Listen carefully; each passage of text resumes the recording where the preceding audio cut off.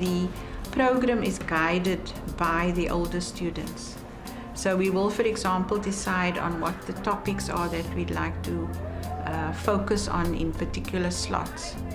But it will be the older student who will then come and say, this is how I experienced it, during my phase 2 year, or during my years at a tertiary institution. And this is how I knocked my head when I didn't focus, and then this is what I did to get back on track. Besides the actual structured program, we place a senior student as the camp mentor for a particular small group of people, so that they can then talk about things that perhaps they would not talk about in the bigger group.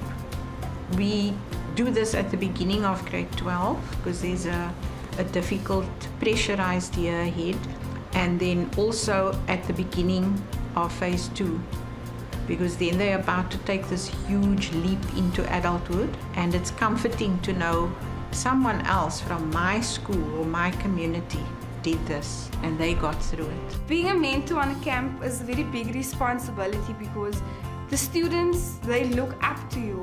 I try just to give them positive information. I tell them what to look out for because there are so many influences when you're studying that it's easy to fall into a trap. It makes me feel good about myself because GoForGold sees me as a mentor to guide learners and to show them that everything that they're going through now, I've already been through it. The person who is mentoring and reaching out to the younger ones is also growing in the process, particularly at our camps, because he actually has to think about and do some introspection. How did I handle that?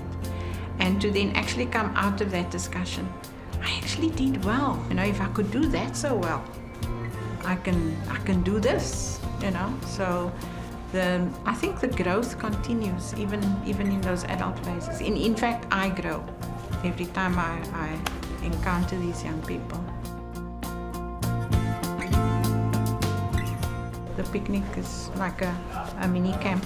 So it has basically the same purpose as the camps, and it's usually the first years, just before they go and register. And then we bring in a selection of those who have just got through their first year and more senior students.